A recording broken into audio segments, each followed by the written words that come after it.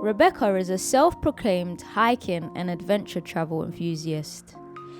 Join us as we venture to the National Park's Mam Tor location. I would like to give a special thanks to the National Trust for allowing us permission to film this beautiful location and acknowledge the support of Campaign for National Park for helping fund this episode.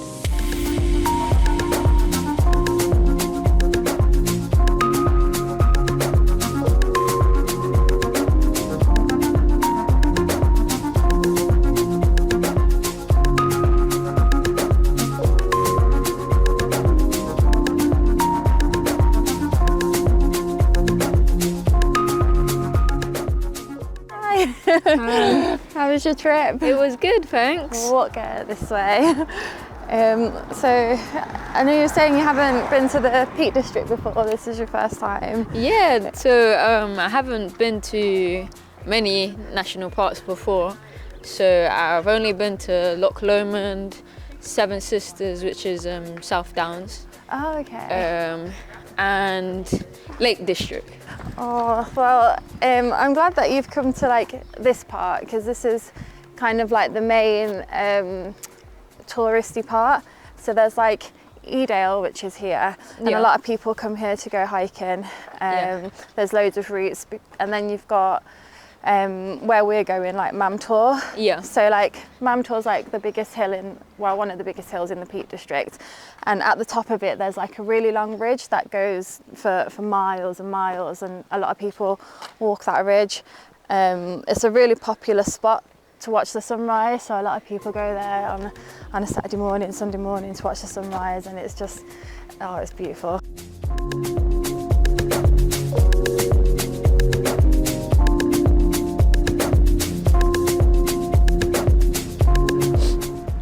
When did you start, by the way?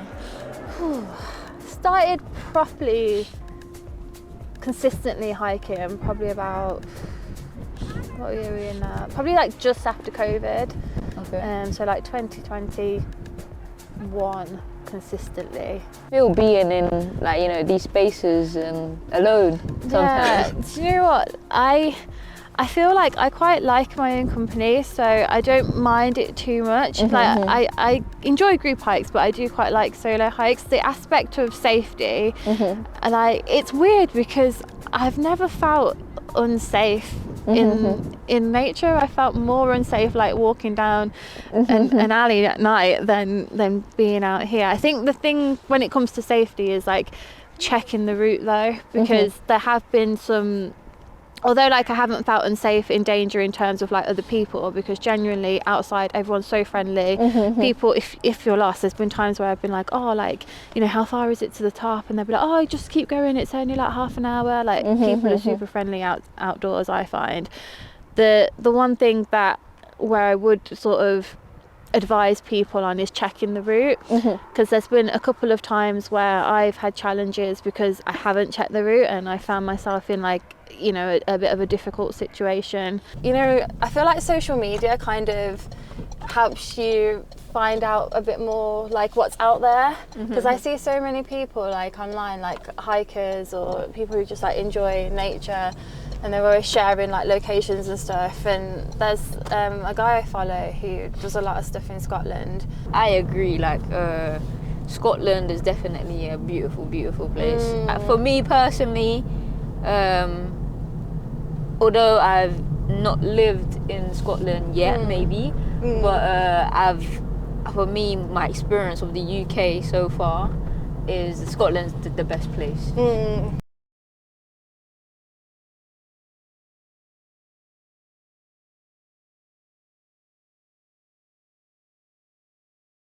Like that's something that I want to do. Like I want to do a bit more like navigation stuff.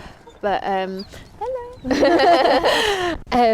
but I've bought like one of the map reading books. I must admit I haven't read it, but the intention's there to try and like improve my navigation skills, especially with wanting to do more like mountain hiking and doing that on my own as well. Like I think it's really important to learn how to read a map. What do you think so far? No, I really like it. As I said, I can't wait to get to the top. I feel like when you're there, then you get like a bird's eye view. Yeah. From this angle, I'm already like, wow, look at everything. And it's nice how kind of accessible it is as well, because I know, obviously, you've caught the train here, and we've had a bit of a drive to this spot here, but it was only, like less than 10 minutes. But you can also, from the train station, do like a hike to here as well, which takes about an hour. Yeah. So it's nice that, you know, say for people who don't drive, they could still get here and still explore if they wanted to. I want to show you, like, you know how I mentioned about the landslide? Yeah.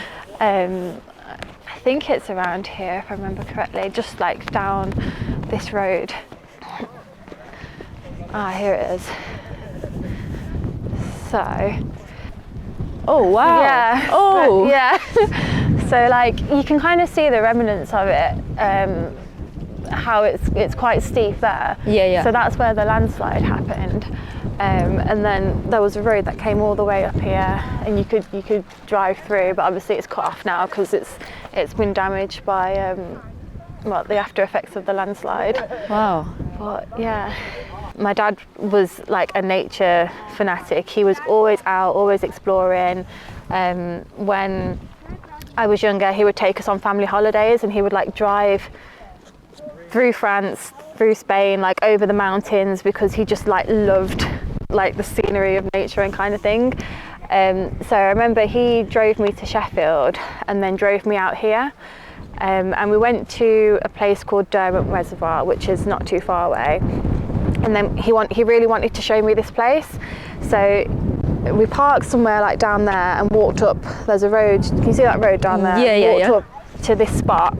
And then this is where he told me about like the landslide and about what happened and stuff. And it's just like a really special place to me, because it's the one place I remember like him taking me.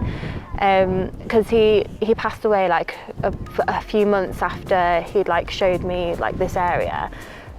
So that's why like I was saying like it's a special place to me, because it's the last place like me and my dad came together. So I just like this area, I just love it.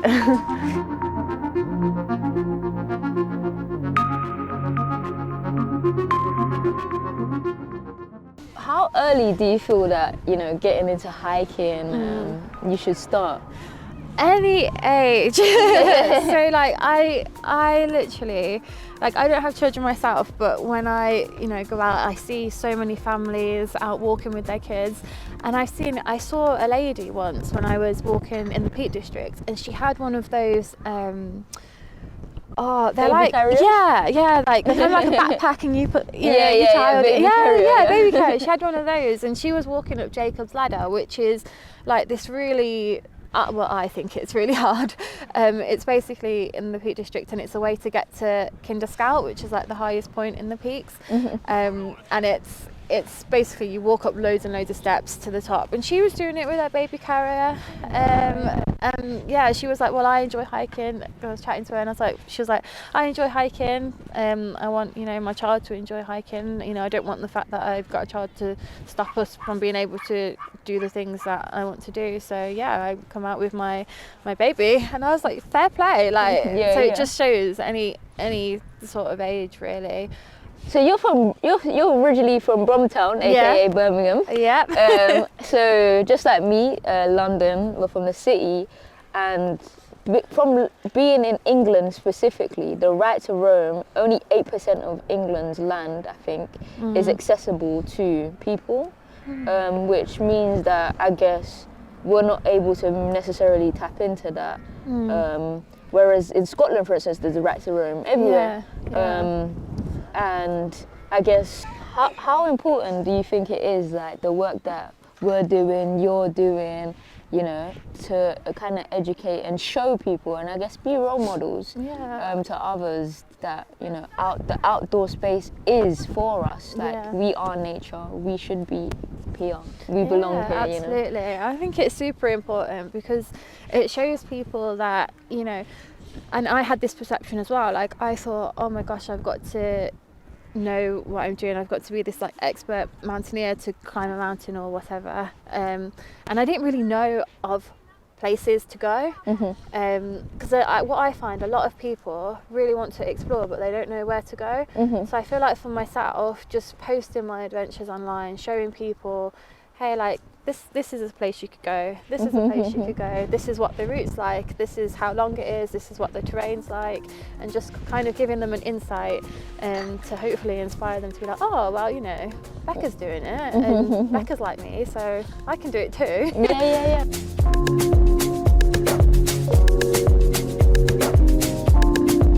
What would you say, like, is your most, like, memorable outdoors experience for yourself? In the UK, I would say Glasgow really had a big impact on me in terms of UK nature. I didn't feel like, I always felt indirectly that I had to be out of the UK to experience beautiful landscapes and, you know, like you know, when you just see something and you're in awe, and it kind of takes your breath away. Being in Scotland, in Glasgow, it really had that kind of so it just showed you that the beauty of, you know, of the UK also. We made it! Made it to the top. I think we should elbow dance because hands are really cold right now. Trying to keep them warm.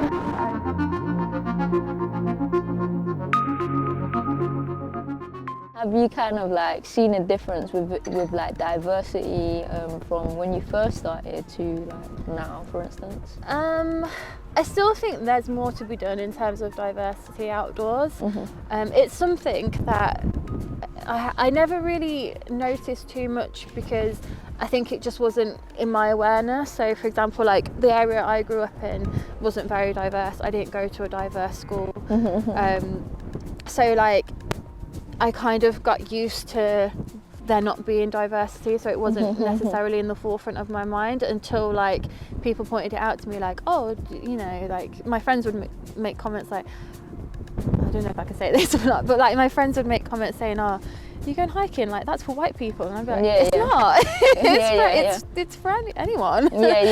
And then like I started noticing, oh, like actually there isn't a lot of people like me outdoors, but then that's when I started joining the groups as well, like, and I noticed, oh no, there's loads of people who enjoy hiking but or walking, etc., but for whatever reason, like when I go to these places I don't always see a true representative of that.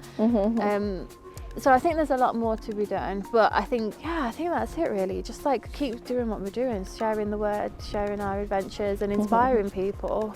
Yeah.